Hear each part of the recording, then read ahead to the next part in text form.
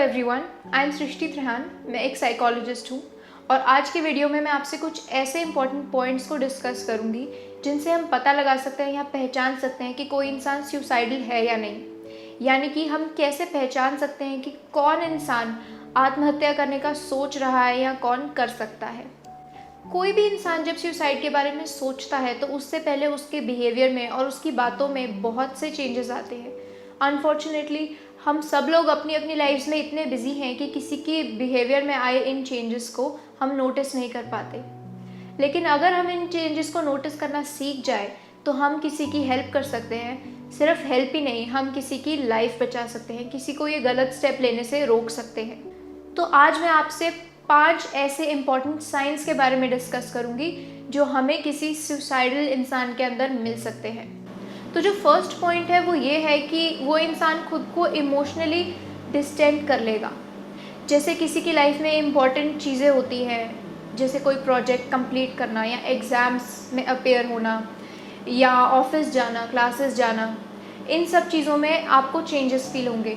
हो सकता है वो क्लासेस में आना छोड़ दें या कॉलेज आना या फिर ऑफिस जाना कम कर दे। वो इंसान खुद को इन इम्पॉर्टेंट चीज़ों से खुद को डिटैच कर लेगा, अलग कर लेगा। हो सकता है दोस्तों से मिलना कम कर दे। ज़रूरी नहीं है कि वो सोशली कट ऑफ करेगा, लेकिन जो बॉन्ड पहले था फ्रेंड्स के साथ, फैमिली के साथ, वो बॉन्ड धीरे धीरे ख़त्म होना शुरू हो जाता है। दूसरा इम्पॉर्टेंट पॉइंट ये है कि उस इंसान का रिस्क टेकिंग बिहेवियर बहुत बढ़ जाएगा। उसके लिए अपनी हेल्थ की, अपनी लाइफ की वैल्यू बहुत कम हो जाएगी। वो ऐसे डिसीजंस भी ले सकता है जो नॉर्मली कोई एक इंसान ना ले, जिसमें बहुत सारा रिस्क इन्वॉल्व हो और लाइफ थ्रेटनिंग डिसीजंस हो। जैसे कि छत पे जाके एकदम एंड पे खड़े हो जाना, या बिना ध्यान दिए बिजी रोड को क्रॉस करना, ड्रग ओवरडोज करना। ये सब बहुत ऑब्वियस साइंस है, लेकिन अनफॉर्चुनेटली हम इनको भी ओवरलुक कर जाते हैं। तीसरा साइन आपको उनकी बातों में मिल जाएगा। जब वो बहुत श्योरिटी और सीरियसनेस के साथ आपसे बात करेंगे कि लाइफ में कुछ नहीं रखा है, या फिर हर दिन में लाइफ ख़राब ही होती जा रही है हर दिन के साथ में, और या तो फिर वो ऐसे बोलेंगे कि उनका सब कुछ छोड़ के चले जाने का मन करता है, काश वो गिव अप कर पाते। ऐसी बातें आपके साथ करना शुरू करेंगे।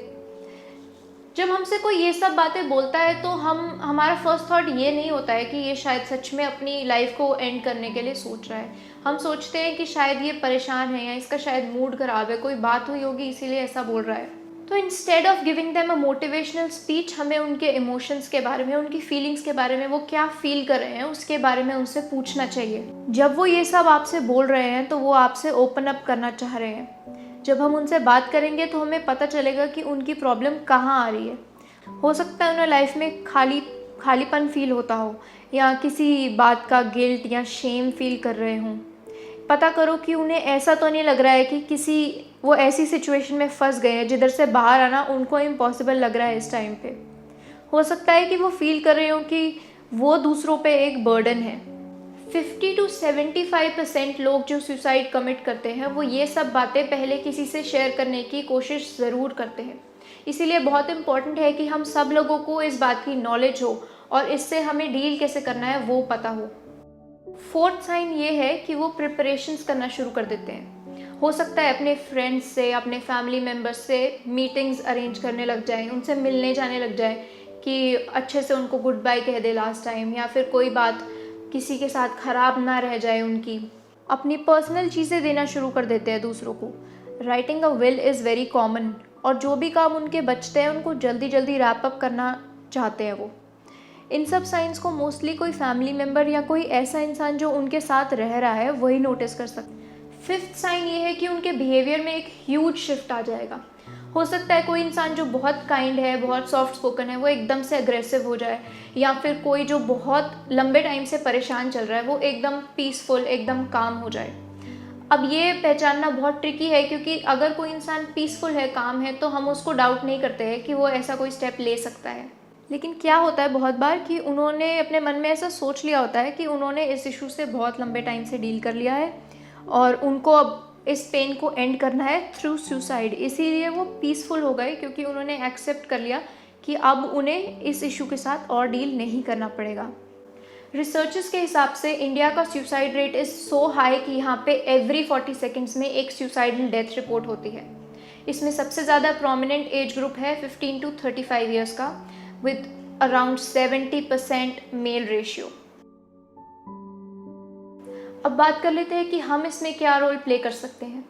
अगर कोई इंसान आपको डायरेक्टली थ्रेट दे रहा है या फिर डिक्लेयर कर रहा है कि वो सुसाइड कमिट करेगा, तो जितनी जल्दी हो सके हेल्पलाइन नंबर्स पे आप कॉल कर सकते हैं, उनको कांटेक्ट कर सकते हैं और उस इंसान को अकेले मत छोड़िए। सेकंड, अगर सिचुएशन इमीडिएट नहीं है लेकिन आपको डाउट हो रहा है कि कोई एक इंसान सुसाइड कमिट कर सकता है, तो आप उनसे बात करिए। आप उनसे उनके सुसाइडल आइडियाज़ के बारे में पूछो। किसी से उनके सुसाइडल आइडियाज़ के बारे में पूछना उनको और ज़्यादा पुश नहीं करेगा एक्शन लेने की तरफ, लेकिन यह आपको और ज़्यादा अवेयर कर देगा उनकी स्टेट के लिए। So please talk to them. Third, हमें उनको मोटिवेट करना है प्रोफेशनल हेल्प लेने के लिए, ताकि वो ट्रीटमेंट की तरफ और इम्प्रूवमेंट की तरफ आगे बढ़ सके और ज़्यादा सेफ हैंड्स में जा सके। मैं इस वीडियो के डिस्क्रिप्शन में कुछ 24/7 अवेलेबल हेल्पलाइन नंबर्स को ऐड करूँगी, जिनसे आप कॉन्टैक्ट कर सकते हैं कभी भी ज़रूरत पड़ने पे, अपने लिए या किसी और के लिए। Thank you so much for watching and I hope ये वीडियो आपको बेनिफिशियल हो और हम सब लोग अपना अपना पार्ट, अपना रोल कर सकते हैं किसी की सफरिंग को कम करने के लिए। Let's all do that.